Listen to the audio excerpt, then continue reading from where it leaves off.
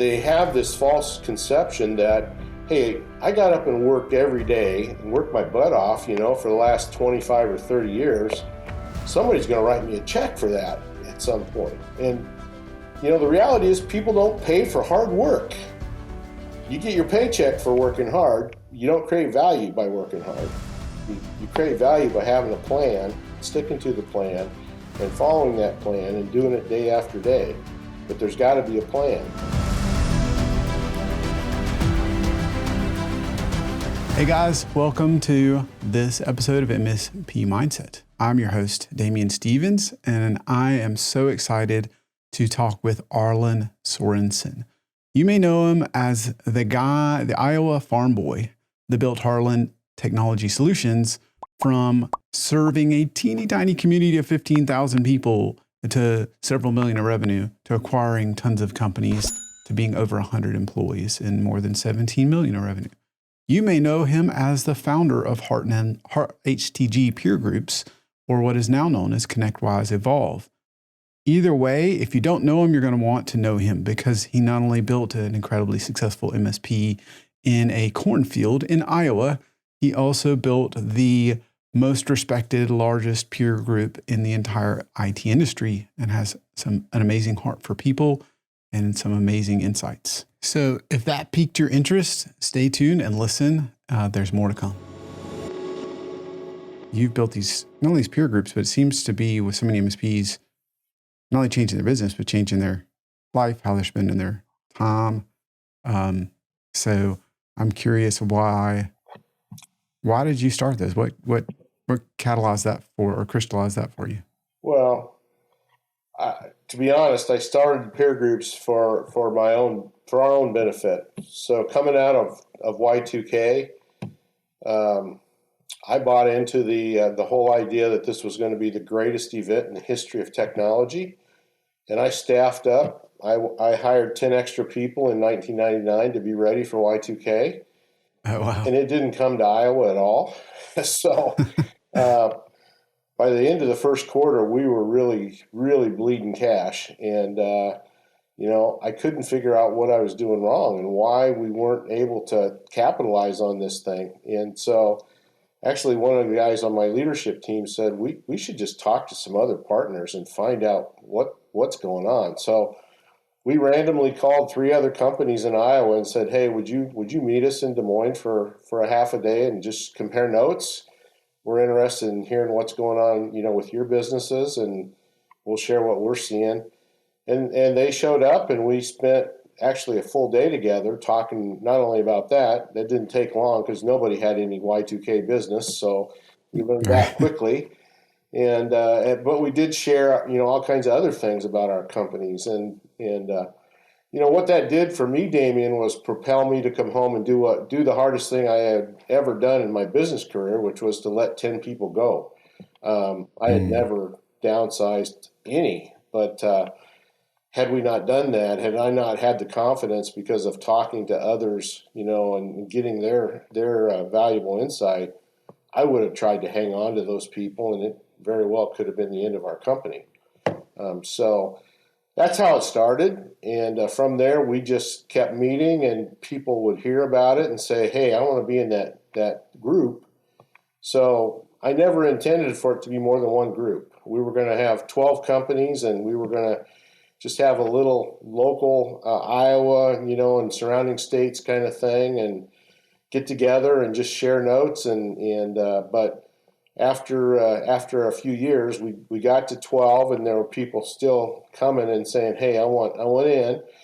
I said, no, 12's all we can really deal with at a time. So I'll put you on a waiting list. And in 2005, we had 30 companies on the waiting list, and I said, well, maybe there's enough crazy people to do another group. And so we started one, and we started another one, and from there, it just kind of took off and grew rapidly.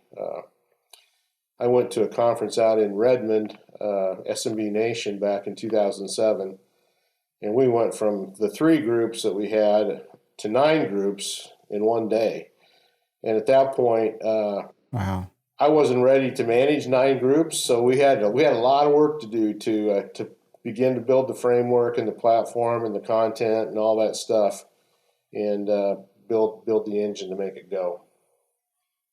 So tell me about that. Since if I understand what you're saying, right, Arlin, you didn't set out with this big vision that was anything like it is today. I didn't even have a napkin with a picture on it. I love it.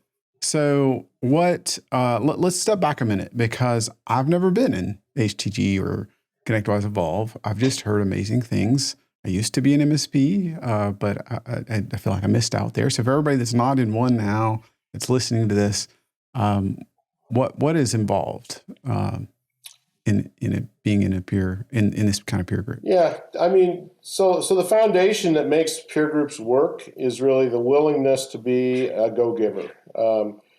And Bob Berg and John David Mann wrote the book called The Go-Giver back in 2008, which has really become kind of the culture book for the peer groups that we operate now, HTG now, ConnectWise Evolve. You have to come to the meeting not concerned with what you're going to go home with as much as how am I going to help everybody else in the room with some valuable information that will help them grow their business. And when everybody comes with that as the motivation, magic happens. What we do from a programmatic perspective, we benchmark financials using Service Leadership's benchmarking index. So everybody puts their financials in every quarter, and the SLI benchmarking tool will then help us understand what best in class looks like, the top quartile, so everybody knows what they're chasing. And then the group can help hold people accountable and identify what are the areas you need to work on this quarter to get better. And rising tide lifts all boats financially. I was in a peer group prior to starting HTG back in the 90s, and all we did really was focus on financials. And that to me was not a balanced approach, which is why HTG really came to be. Was let's also focus on life, legacy, and leadership along with our businesses. And so that's the framework we use even today. Is we have a manual that we call Path to Success, and it really helps people write 4 different plans. We ask everybody to write a legacy plan, which is really the foundational plan. It's the long term. What are you trying to accomplish long term? And we ask them to look at it for their life and for their business. And that's the ongoing plan that we manage to review annually and have everybody update.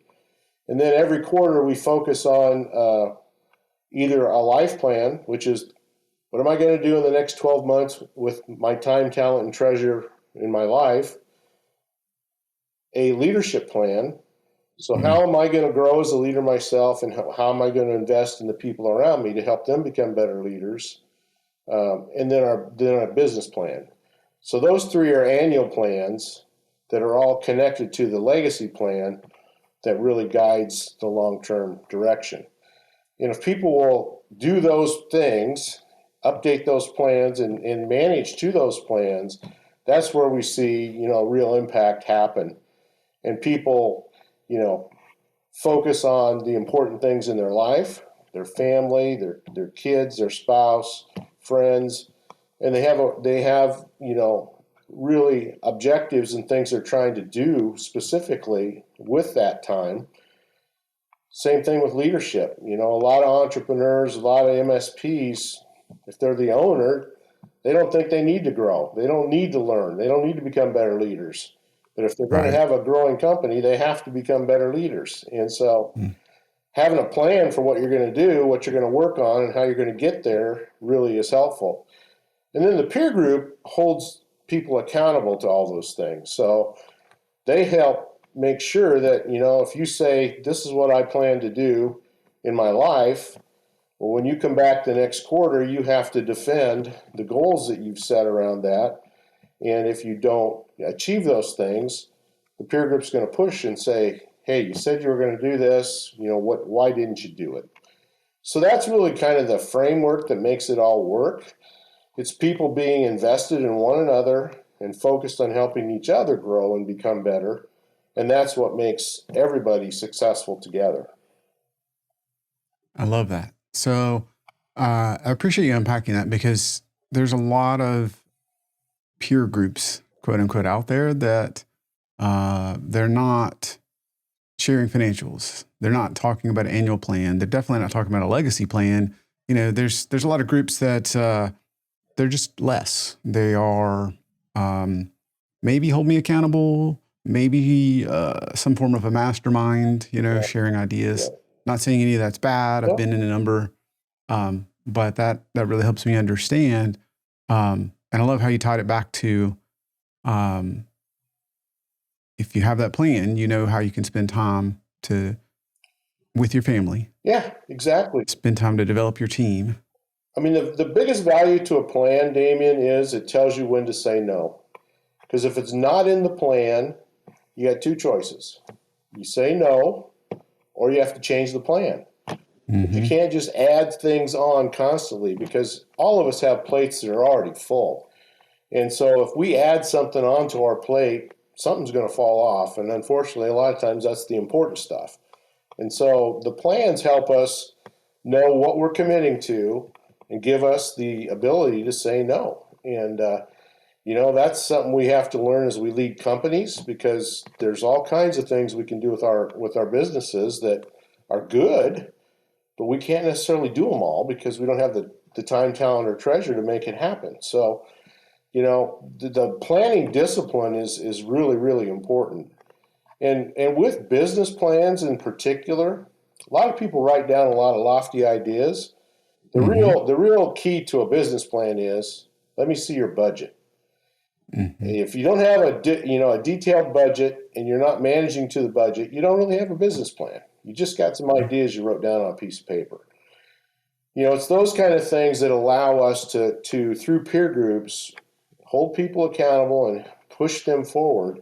And, it's okay to change your plan, but you just have to understand that when you change it, something's got to go if you're going to add something to it. I love that. I feel like you're speaking to me and every MSP and business owner when you say that you have to say no, You have right? to say no. That plan allows you to say no and understand, right? Because it's, at least I'll speak for myself, as a business owner, it's very tempting. Oh man, there's this new opportunity, there's a new client in a new industry. Maybe we could start doing a new industry, a new compliance, and of course, if we're in technology, there's always some shiny thing we could chase, right? Absolutely. There's just so many easy paths to distractions. And at least in my case, you could do them in the name of helping my client, my team grow, you know what I mean? So if you're not laser focused on that goal, it's too easy to let these little, maybe not bad things, but they're not the priorities. Like you said, the priorities that are more important will fall off your plate. Well, we teach a principle called HABU, HABU, which stands for highest and best use. And everybody in an organization needs to identify what their highest and best use is. There's lots of good things we can all do, and there's nothing wrong with good things, except that when you do good things, you're not going to necessarily do the great things or the things that are highest and best use for you. There's a lot of things in a business that only a business owner can do. And if they get wrapped up chasing shiny objects or get in the weeds on certain things, they're probably not going to do a great job at things like focusing on value creation. I mean, owners don't seem to put the dots together that nobody else in their organization wakes up in the morning wondering how they can make their business more valuable today. They wake up, hey, I'm working for a paycheck. This is what I'm getting paid to do.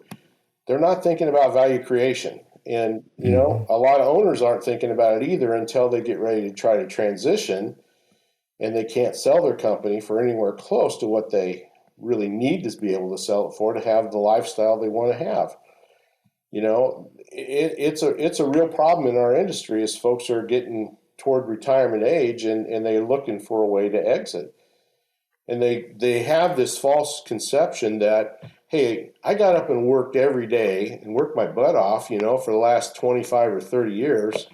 Somebody's going to write me a check for that at some point. And, the reality is people don't pay for hard work. Mm-mm. You get your paycheck for working hard. You don't create value by working hard. You create value by having a plan, sticking to the plan, and following that plan and doing it day after day. But there's got to be a plan, and that's a missing link for a lot of MSPs today. They've never stopped and created a plan. I love that. So I love that you have them turn the plan in and be accountable. How do you help them understand their highest and best use, their habu? Habu, yeah. Habu. Okay. How do you help them understand their habu for them, for their team, management, non-management? We do a lot of educating, right? We do a lot of talking about it. So the structure of our peer groups are 2-day meetings. So half of our groups meet on a Monday, Tuesday, half meet on a Thursday, Friday. Wednesday is our community day. So that's where we educate everybody together. And we bring in speakers and deliver content to help people figure out those kind of things. So, we run workshops and different ways to really help people slow down, number one, and just think about who they are, what their strengths are, what their company really needs, and do some evaluation. A lot of our members use EOS as a platform for planning, and EOS has some strong tools to rating your team in terms of their skill sets and those kind of things.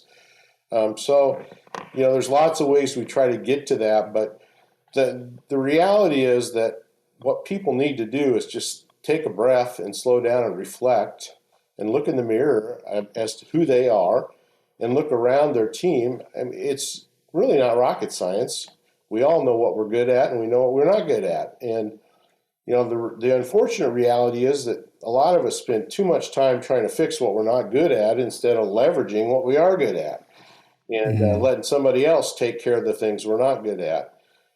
I'm not a detail guy, and I absolutely know that if we get into the detail weeds, I'm not going to do a good job because my attention span is too short and I just am not dialed in there. So I have people on my team that are really good at that.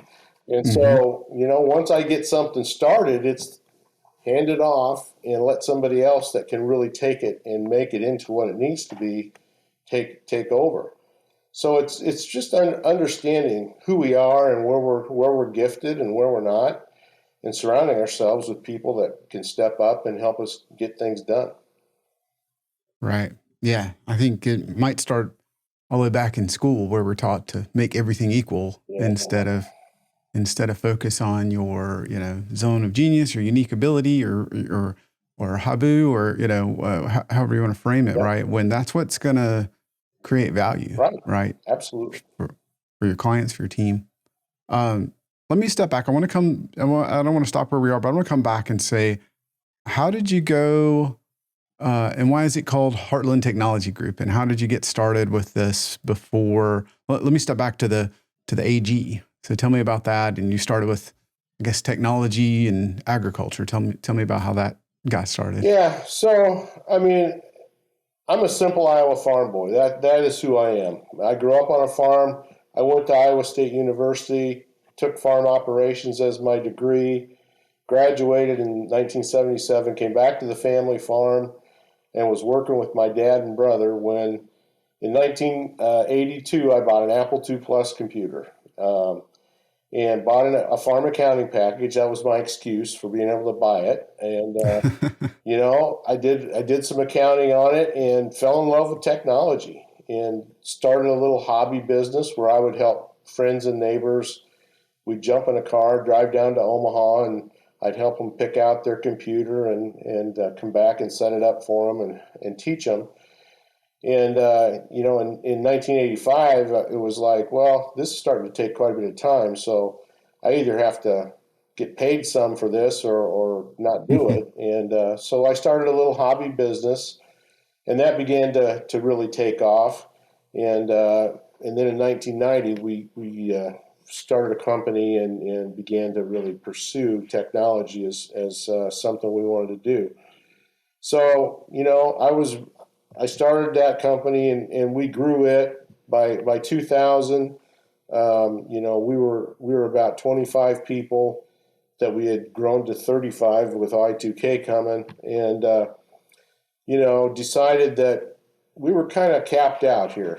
I live in rural Iowa. Our county is only 15,000 people. We were doing about 4 million in revenue, and we got stuck there. Couldn't figure out how to go any further. So that's when I decided if we're going to grow, we're going to have to get into other markets, and we decided to do that through M&A. And over the next 10 years, we did 8 acquisitions across 5 states in the Midwest here, and grew to about 100 people and about 17 million in revenue. And so, it just gradually took off and kept going. We stayed focused on, smaller markets. Our strategy was not to go into the big cities, but to land outside the cities, within 30, 40 miles and serve those rural areas. And if we wanted to go into the bigger cities, we could strike from the outside, but we didn't want to compete day to day with companies in the metros. And that served us well. We served a lot of small customers, but customers that needed technology, and we were able to bring it to them and help them use it to drive their businesses. So that was really the foundation, and the peer groups kind of grew out of that from a need that we had on our own to really understand what was going on in the market back in 2000 around Y2K. Have you ever wondered if you could recover your backups? Let me ask a better question. Have you ever had a backup fail to recover? Have you ever lost data? Yeah, that's me. Here's what's crazy. 58% of recoveries fail to recover.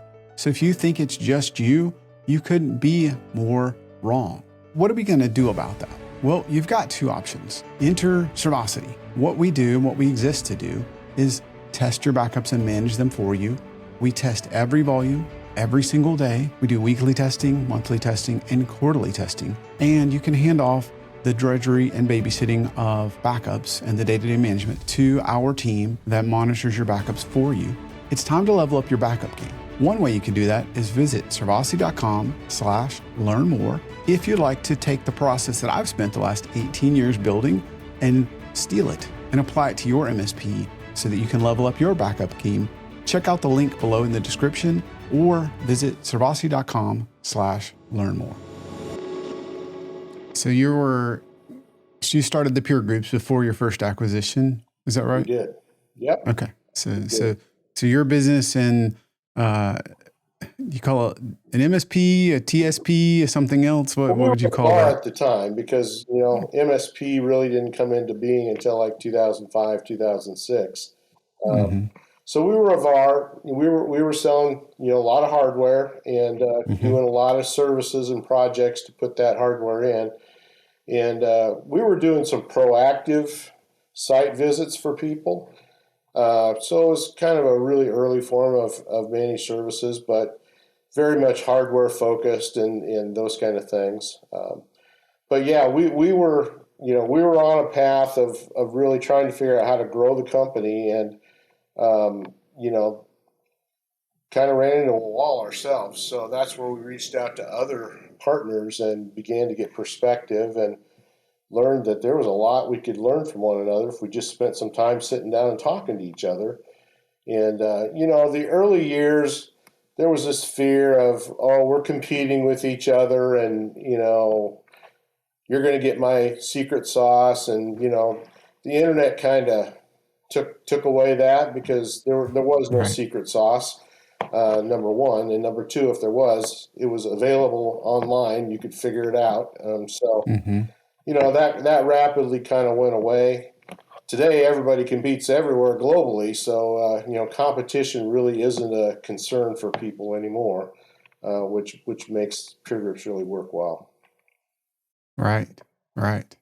So I love that you started the peer groups because you needed it. We needed Right. it. You didn't start a peer group to say, I need to start a peer group. It No, sounds like it was, I got to solve this problem. there was no business plan. It was, man, who can we talk to that's smarter than us that can help us understand what we should be doing? And no better place than to go find some peers that are doing the same things we're doing that can give us perspective. There's a lot of peer groups that are cross industry, which are great. In a local area to get to know others, but the value of what we do with ConnectWise Evolve is that we are all in the same industry. We're all facing the same challenges. We all really can relate to one another, and so what we share together is something we can take home immediately and put to work. And that's really what we challenge members to do, is just find one thing every time we get together. If you go make that change in your business, 2 years from now, it'll look completely different. And you don't have to make giant changes. You just have to be consistent and execute a single change every quarter. And it revolutionizes not only businesses, but a lot of the changes that people have to make are with their life or with how they lead. And so, we encourage people to identify that. At every meeting, you set goals, right? We write those things down, and you have to come back next quarter and defend what you did with those. And that's the accountability that helps keep moving people forward. So I needed that, which is one of the values that I got out of that first peer group. Was all of a sudden I was being accountable to somebody other than myself. As business owners, we own businesses because we want to be in charge, right? And do our own thing. Mm-hmm. Problem is, we do our own thing. We don't do what we should do. We do what we want to do. And a peer group can help hold us accountable to do the things that we really should be doing. And that really helped propel us to the next level. Yeah, that's awesome. Now, I remember the first time I had accountability, it changed it, because your spouse or your teammate, like, none of them are going to tell you what to do or how to do. And but you can't fire your peer, and they can tell you what they think very directly. That's right. And sometimes that very candid, direct advice is exactly what I needed to hear. Well, and we use the survivor model with Evolve. So groups can vote people off the island if they don't execute. And so if you set goals every quarter and come back and say, I didn't do them, you won't be doing that for very long. The group will ask you to leave, because they want to be surrounded by people that are really bought in and are being accountable and making things happen. That's how we learn from each other. So I love that. So tell me about, you said that you grew in one day. You went to, I think, Redmond. It was small, and you went from how many to how many? Yeah, groups? so between 2000 and 2006, we grew to 3 peer groups. I only had one group for the first 5 years, and then we added a couple more in 2006. 2007, I went out to SMB Nation out in Redmond, Washington, in the Microsoft area, and was asked to speak about peer groups, and I did, and came home with 60-some people that had wanted to join the group, and so all of a sudden we went from 3 groups to 9 groups. Only I was facilitating the first 3 groups, and it worked out beautifully because I could do, we met 4 times a year, so I had a peer group meeting every month. And with the 3 groups, we rotated through and worked out great. When I got to the next 6 groups, that was a problem. So what my genius idea was, I was at that time we had done some acquisitions, and so I had some great leaders on my leadership team, and I said, hey, I'm going to ask each of you to facilitate a peer group or 2. And, what in my mind I hadn't calculated was they have full-time day jobs helping run our company, which was growing fast. And now I was asking them to take a few days every month to go and facilitate peer groups. And that worked for a couple of years. Actually, in 2008, we went from the 9 groups up to 18 groups. So the growth just continued to explode. And my team finally came to me and said, "Hey, we have real day jobs and we can't do both of these things. So we gotta pick. We're either going to facilitate peer groups or we're going to run this company." And so we made the choice that run the company because that was where our bread and butter was. And we made a transition at that point to asking members in each group to facilitate. So we picked a member out of each group and asked them to facilitate. And that got us by in the short term, but we lost control of a lot of things when we did that because they weren't really working. They didn't work directly for me anymore. They were facilitating a group for us. And so we went back to our own facilitation strategy a couple of years later. But as much as I preach about planning, I did not have a great plan for HTG. It just kind of happened, and a lot of the best things that I've experienced just happened. Not so much that I was a genius and figured it out. It's just good things happen when you just listen and talk to people and try to serve their needs. Yeah, that last part, listening and trying to serve, that really resonates. So I'm curious because I've been in a lot of peer groups and I've seen good and bad people selected, meaning not bad people, but the wrong people selected to facilitate. So what did you do after that? Because clearly, you didn't just do away with the peer groups. And let me back up and ask a better question. You have the growing business. You already have your peer groups. Maybe you're still in 3. Why not just say, hey, I'm going to focus on my business, walk away from this peer group thing? Yeah.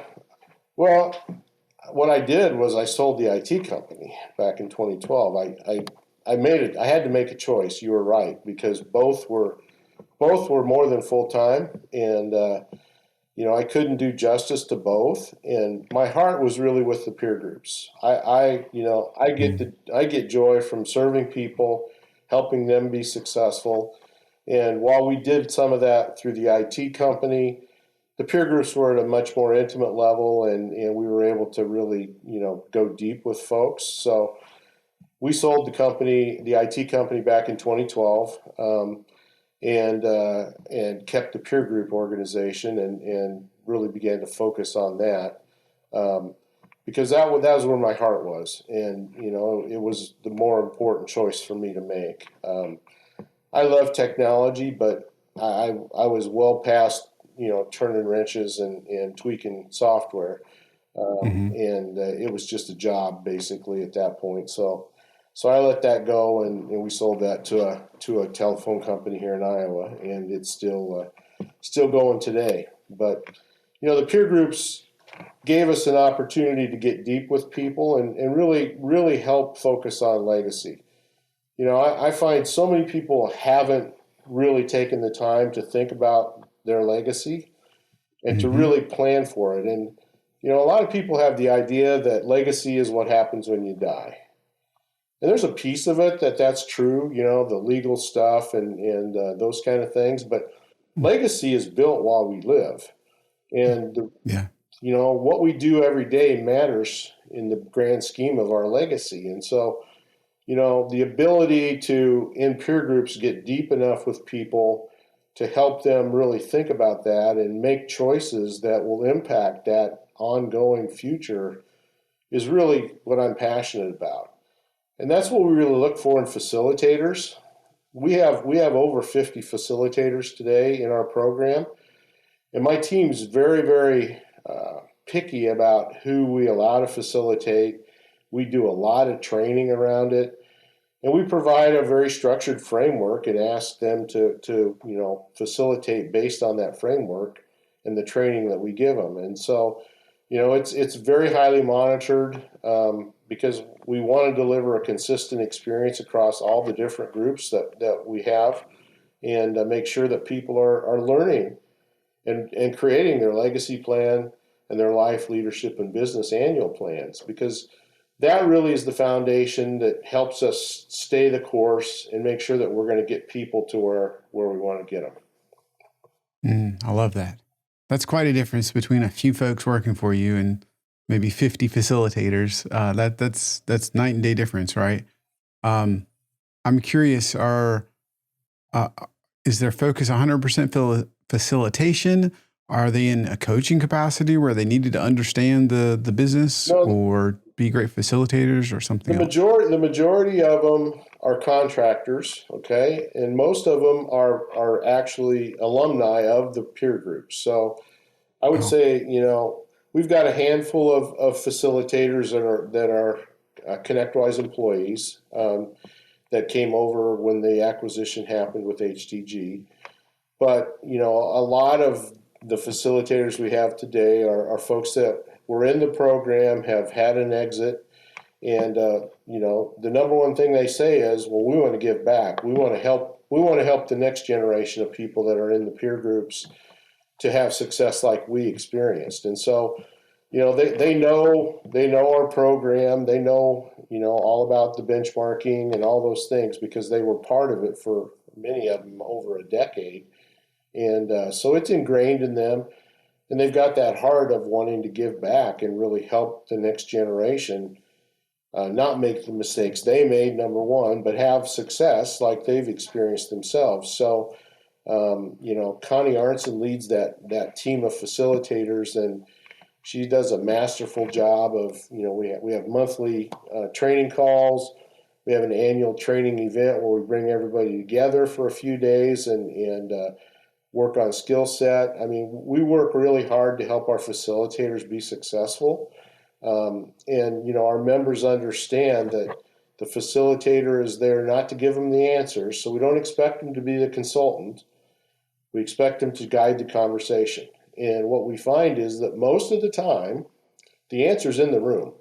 We just have mm-hmm. to get the right person to really bring out what they have learned and experienced and share it with the group. And people we're all different. We've got members that want to talk about every topic, and then we have members that are very laid back and shy and don't necessarily want to say anything. And that's where the facilitator steps in and says, "Hey, Joe, I know you've experienced this in your business. Can you share with the group, what you did to fix this problem or whatever?" And there's almost always somebody in the room that's got an answer.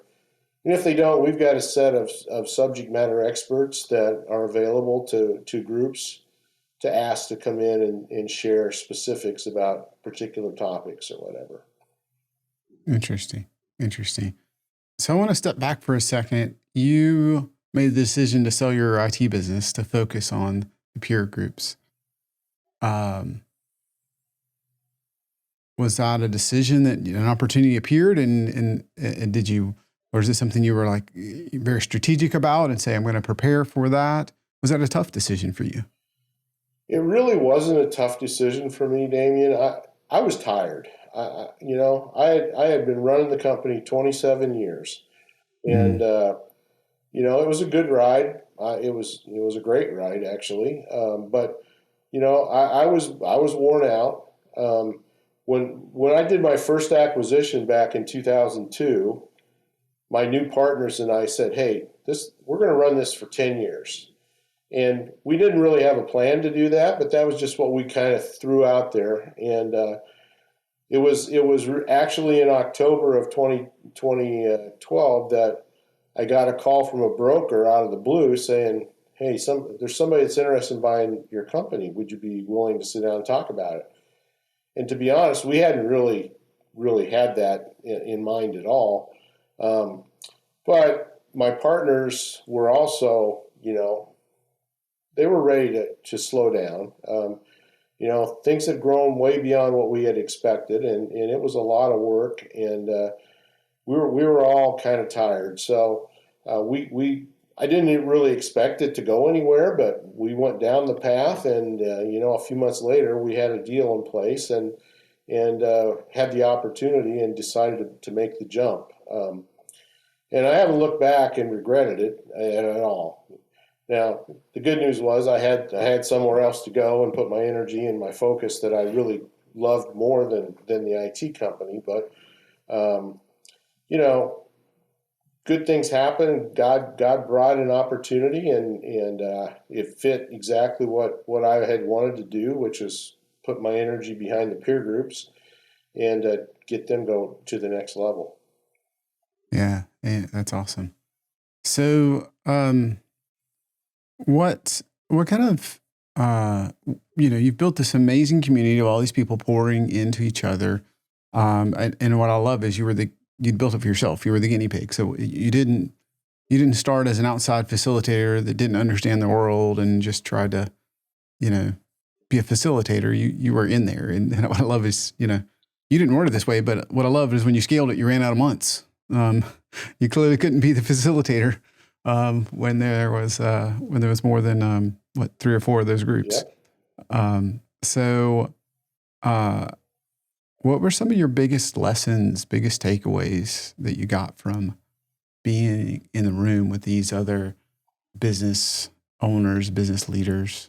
We all struggle in different ways, but we all have areas that we're much better at, and some that we aren't. And what a lot of us do is we surround ourselves with people that think like us and act like us, and are skilled in the same areas because that's what we're comfortable with and what we know. And that's not what we really need.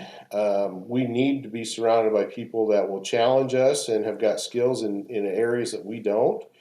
And so that was the driver of my first acquisition. Actually, I was pretty good at managing a company in areas other than sales and finance. Um, Creative financial accounting was one of my specialties until I got my partner who said, "You can't touch the books anymore. We don't necessarily want to do it that way." Uh-huh. And she was a great partner because she kept us focused on running the business according to the benchmarking and the financials, and using that to manage with. So that was when I got my first budget and began to have to manage to a budget. Those disciplines were really important. The other thing that came in that first acquisition was a sales manager. We were not a sales organization. We were technically led, and we had grown through that model. But we hit a ceiling, and we couldn't grow any further. And so when we brought that into our organization and began to develop a sales team, that's when we started to take off and go to the next level. So bringing people around you that have got skills that are complementary, that maybe are not necessarily what you enjoy, but you need in your organization, is certainly something I see across peers today all the time. The people that got you where you are not necessarily going to be the ones that can take you where you want to go. And while that's a hard thing to really work through, it's a reality that we all have to face. And so, that's the kind of thing that a peer group can call out and say, "Hey, you've been stuck on this sales thing for the last 5 years and you're not really getting anywhere. You need to bring somebody else into the mix that can really help drive you in a different way, and hand that off so that things get done." I love that. I love that. So get out of your comfort zone. Sounds like one of the takeaways.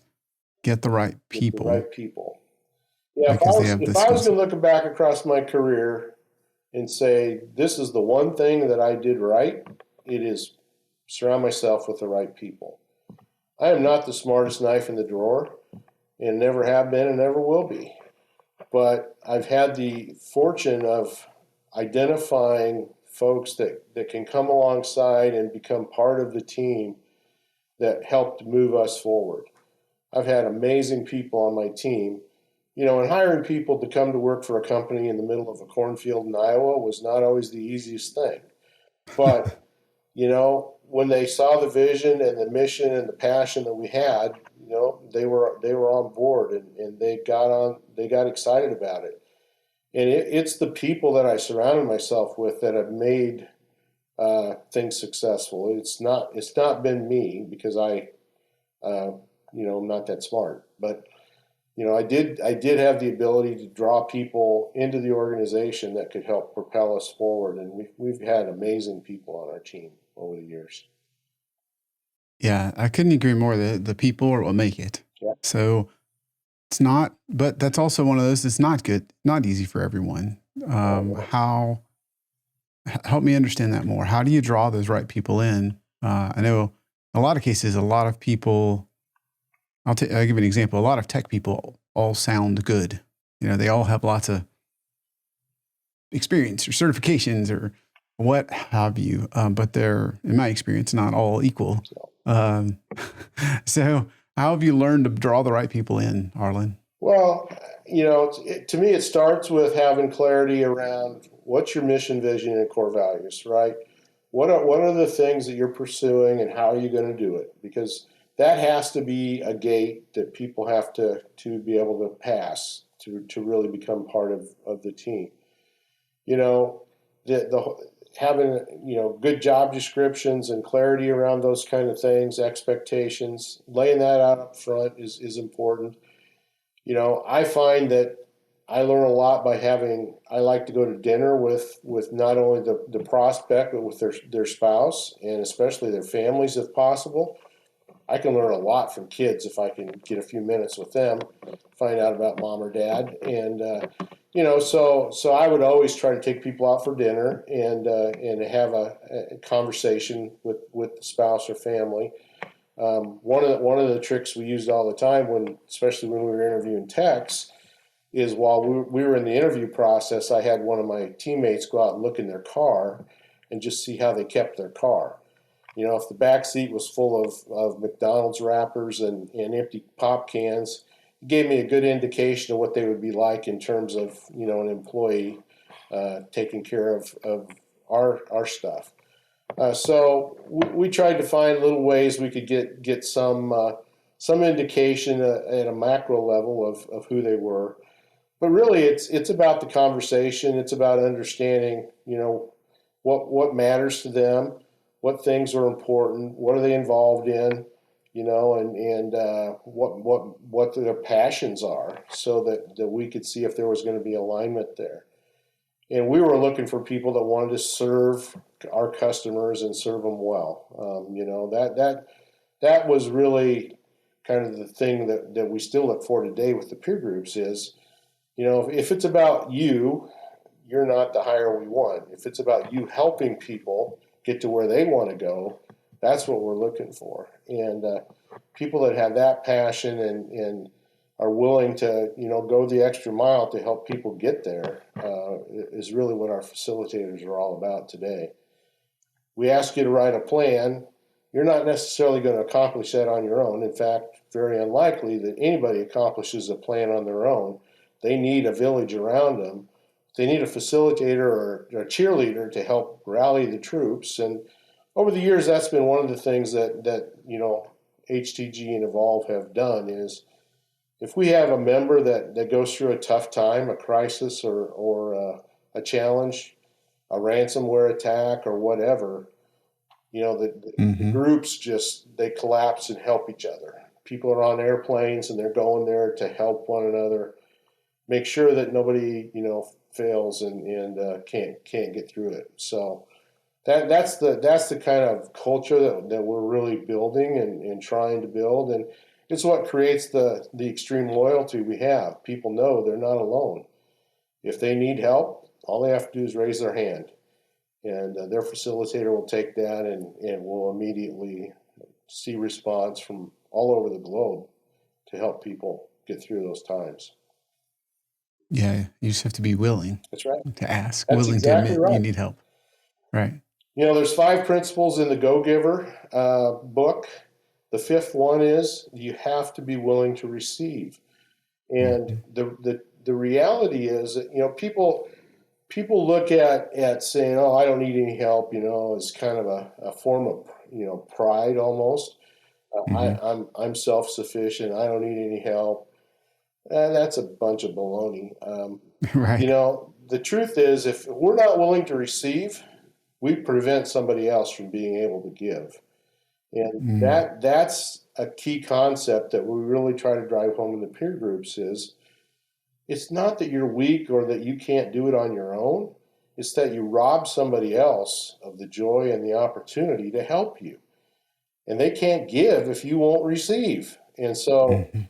we try to drive home that message that, part of really a very functional relationship and peer group is the willingness to let others help. Well said. Well said. Do you get into that mindset of if you have an issue with pride I feel like sometimes with me, it was insecurity more than pride I'm in this group and they all feel like if I come into a new group or something and there's 10 or 12, man, these guys, on that outside looking in, they feel like they've got it together.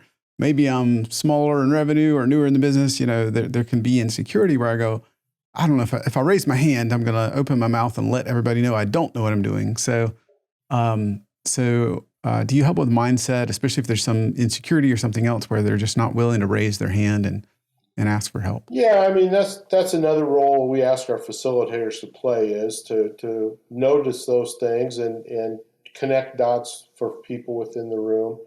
I mean, one of the things we've learned over the years is we now run a program called Jumpstart, which when you sign up to become a member of the peer group, you go to this 2-day immersion experience before you ever go to the actual group meeting that you're going to be a part of to just learn the framework, to understand the benchmarking tools, all of our planning process, but also how does the interaction happen in the room, right? And we go through exercises and simulations to help people understand that it's not a sign of weakness or anything else. If you need help, the mistake is when you don't ask for it. And Mm-hmm. our facilitators are going to be probing to figure those things out. But it's a lot easier if you just raise your hand and say, "Hey, I'm struggling with this particular thing." Every meeting that we start, we go around and ask each individual why they're there. What do they want to learn this quarter while we're together? And we capture that. And as a facilitator, we facilitate against that list throughout the 2 days.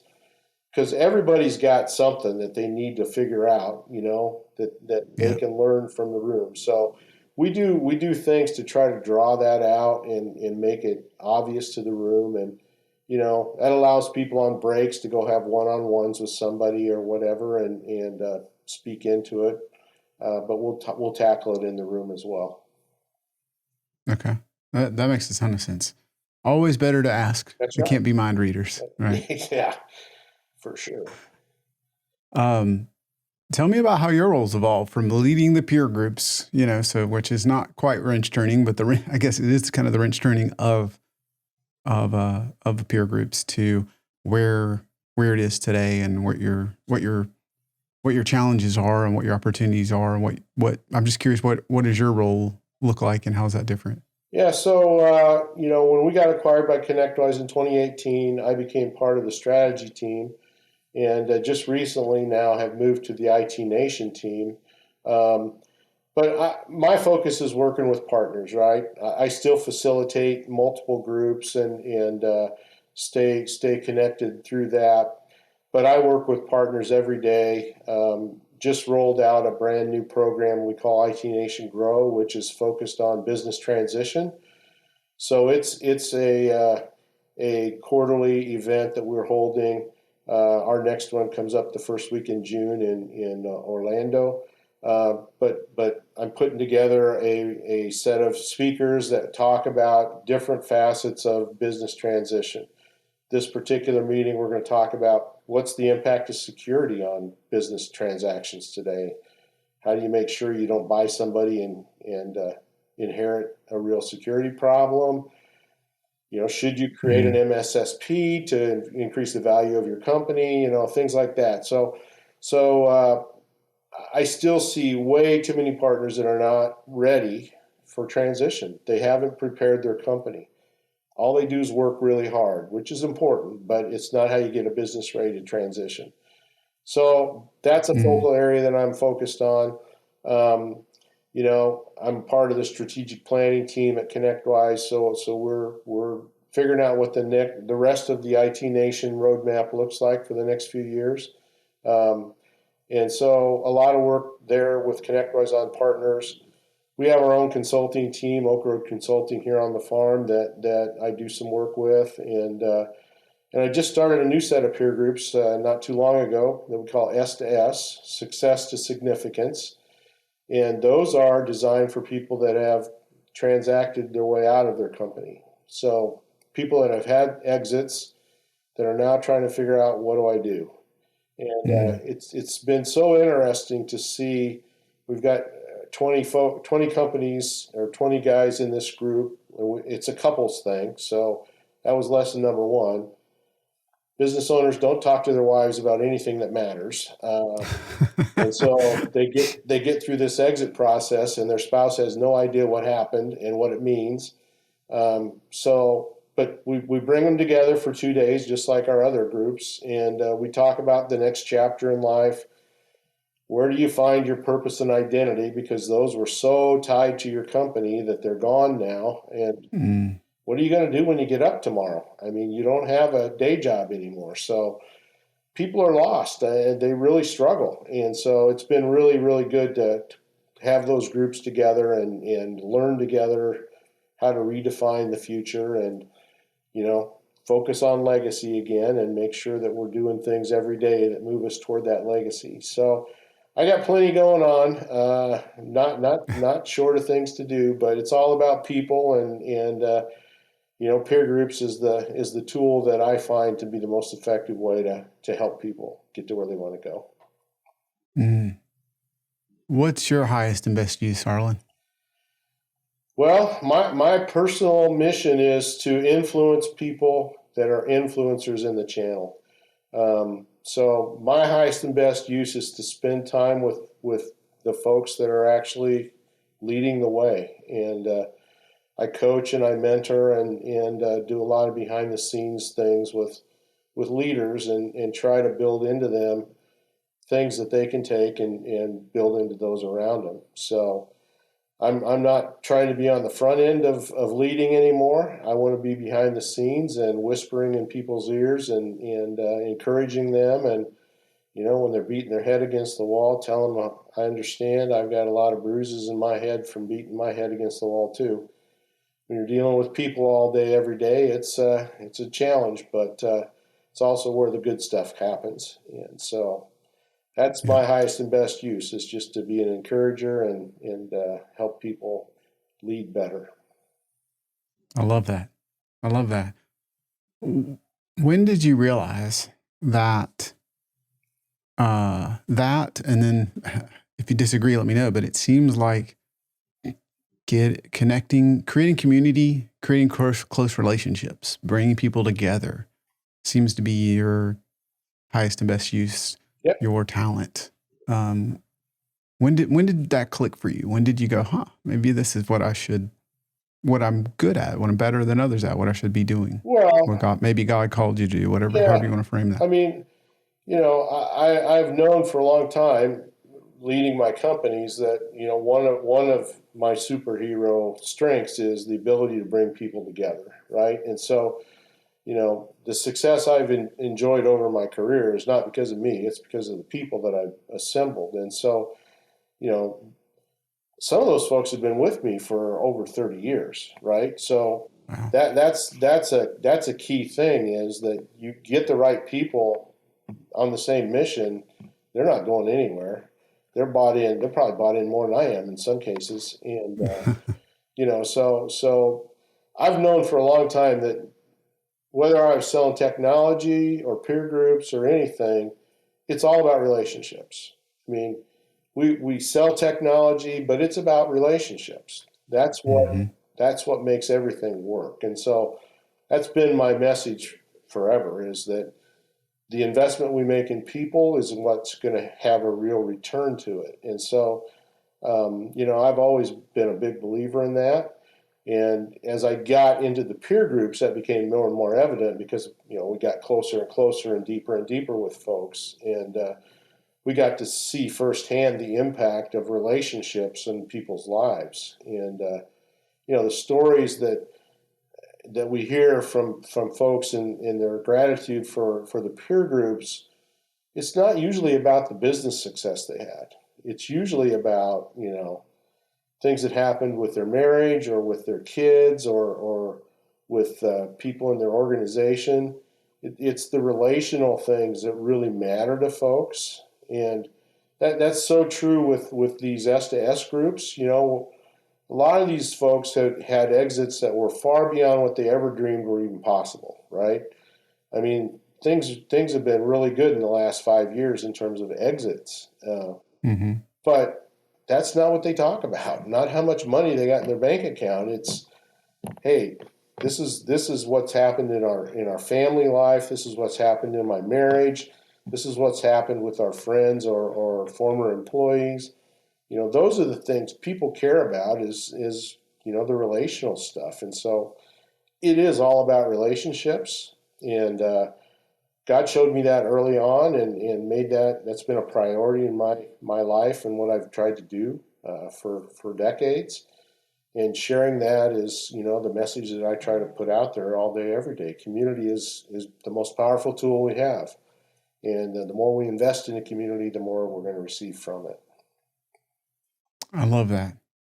So, as a believer, how do you integrate God into your community, your companies, your culture?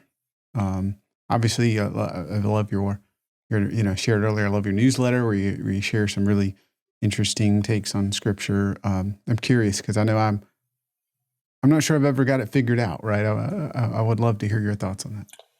Well, I learned the hard way that if you check your faith at the door, someday you'll forget to pick it back up again, and you get into the weeds and go dark pretty fast. And that's really what happened in my life, Damien. I bought in the 90s. I bought into this whole idea that, hey, if you're going to grow a company, you got to push faith to the side. You can't let your faith be known in the marketplace. I mean, people, they're just not going to let that happen. And so my approach was that when I went to work in the morning, I'd check my faith and hang it on the hook and walk through the door. And at night, I would pick it back up when I went home and take it with me. Only after a while, I forgot to pick it back up. And, pretty soon I was out there running on my own without really the foundation of my Christian beliefs and foundation. And, I made some really poor decisions financially and other ways to really get to a point where I had to have a real, literally come to Jesus meeting with myself about, hey, am I a believer or not? Because I sure not acting like it right now. Wow. And God whacked me upside the head with a 2x4 and said, hey, what are you doing? And, I made a decision that I can't live two different lives. That's just not possible. So since that time in 2000, my decision has been to just be transparent and to live my life transparently. And I'm not afraid to let people know that I'm a Christ follower, and that's what I do every day. That's one of the reasons I started to write my daily emails and post my studies on Scripture. For decades, it was like, well, I can't let anybody know that I read the Bible, for crying out loud. Well, I want Right. people to know I read the Bible because that's where the wisdom is. That's The thing right. about godly principles, they always work, always. Even if you don't believe them, they still work. That's right. And so, I made that decision and I transparently live that today. And some people push back on that. But, the reality is that nobody can challenge our personal testimony and what Christ has done in our life. They can argue with what Scripture means and all these other things, but they can't argue about what God's done in us. And that's really what I try to do is just be transparent about what God's doing in my life. He's still working on me. He's got plenty to fix yet, and I learn every day. But I'm not ashamed to let people know that and let people understand, how God's at work. I love that. Thank you for opening up. I just I only grinned or laughed because you're like, they've got a lot to fix in me. And I'm like, yeah, but you're talking about me too, right? 100%. Well, it's all of us. And, that's the beauty in the peer groups too. Right. The walls come down. People are willing to let people know that they're not perfect, because we all know there's nobody perfect, right? Right. So we're all trying to fix something. A lot of us have a lot of things we're trying to fix. And, Yes. the way we get it fixed is we admit we need help, and we ask for that help, and we seek it. And, sometimes it's from peers. A lot of times it's just, God help me. You're working on my character. You're building into me. But we have to be willing to let that out and receive it. Yeah. Yeah. And this day of social media, in this day of, these photos, just everything, it's, I think easy to get caught up in I need to look perfect. I need to appear perfect. I need to not let anybody know that I'm very flawed and I have a lot to fix. So I love what you just said, because I think if you can open up, be vulnerable, let the walls come down, you can ask God, you can ask peers, you can ask a lot of people for help. And as a business owner, it can be lonely. Oh, it's very lonely. It's Right? very When you're not in a lonely. peer group, when you're not connected to God, when you've got to make all these decisions, and it feels like you're sometimes, in my experience, the only one. Yeah, well, and you're not the only one, that's for sure. None of us are perfect, and we all need help. And the thing I think we're seeing, especially since the pandemic, the pressure and the stress of trying to be perfect and live that perfect life is really having taken a toll on mental health. You Mm-hmm. know, in my 40 years in this industry, I've never seen the kind of stress and pressure that owners and even their teams are under, and a lot of it's self-inflicted. We want to be perfect. We want to be doing all this stuff, and we're not, and we never will be, because we're Right. human. But the mental health issues that we're seeing across our peer groups even are staggering. And so we've got to be willing to open up and be transparent and be real. Trying to live a life that's behind the veil, that appears to be perfect but we know is not, is stressful. I mean, it's putting up a facade is a hard thing to do 24/7. And Right. so we just got to let the walls down and be transparent, because nobody thinks we're perfect. Everybody knows we're flawed. There's only been one perfect guy in the world, and he went to the cross as a result of it. But Yeah. we just need to be transparent and willing to receive help, because we all need it. Right. I couldn't agree more. So what do you see as the challenges and the future for you have a unique insight with all these peer groups, all these people. What do you see as the challenges and the opportunities for the future of the industry? Well, the world's going really fast right now. I think from a challenges perspective, AI is going to do a lot of positive things and be a useful tool, but it's also going to be a very negative thing, especially in cybersecurity and just protecting businesses and things like that. I think there's going to be a whole new wave of challenges that we've never seen before. That'll be a result of AI and RPA. So that whole dynamic is gonna put stress on technologists for sure. Um, I think we're still kind of in the middle of this business transformation to the cloud, digital transformation, all that stuff that we've been working on now for almost a decade, or maybe even a little longer. That needs to get completed, because that'll be part of the solution to securing information going forward. Mm. We're moving into kind of the Wild West again, from my perspective. This reminds me of kind of the pre-managed services days, and there's just a lot of unknowns, and so I think there's huge opportunity that comes with that. There's huge risk that comes with that. and the people that are making the investment to learn and try to grow and understand it will be on the forefront. I think customers don't have a clue what's coming at them. It's gonna change how people work. It's gonna change what they do, and we're, I think, moving far too slowly to get ready for those kind of things. But God's got a plan for all of this, and I cling to that, knowing that I don't have to figure it out. So that's the good news. Well said. Yeah, well said. Well said. Yeah, a lot of change. Thank you for that, Arlen. A lot of change, right? And I think I'm going to tie it back to what we said earlier. There's more mental health issues than ever. And then we have more change than ever. Yep. So somehow those might be correlated. And if the rate of change just doesn't appear to be slowing, we're going to have to realize as humans, we can't do it. We can't do it all. We can't do it by ourselves. We need right. each other, and we need a relationship with God, because that's the one thing that never moves. There's not many things in the world that you can depend on every day being the same. That is one. And we need a rock like that in our lives, because the rest of the world is shifting quickly. Yes. Well said. Arlin, this was amazing. Thank you for being on MSP Mindset. I could, I think, talk to you all afternoon if the calendar permitted. This has just been an amazing gift from my perspective. So thank you for this.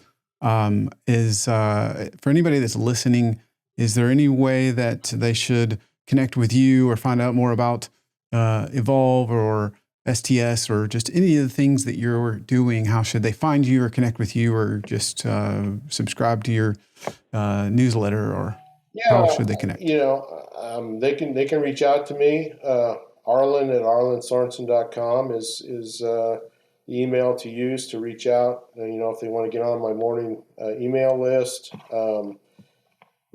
Evolve's got a website, obviously. S2Sgroups.com is our website for the peer groups for folks that are exiting. But feel free to reach out directly to me, and glad to connect and share whatever I can to help people get to where they want to go. Thank you for that gift, Arlin. That's amazing. We'll make sure to put those links so everybody can get connected. This has been an amazing gift. Thank you for being here today, Arlin. Well, thanks for the opportunity. It's always a joy to talk to somebody, to share the stories and talk to somebody that cares like you do for the audiences that you serve.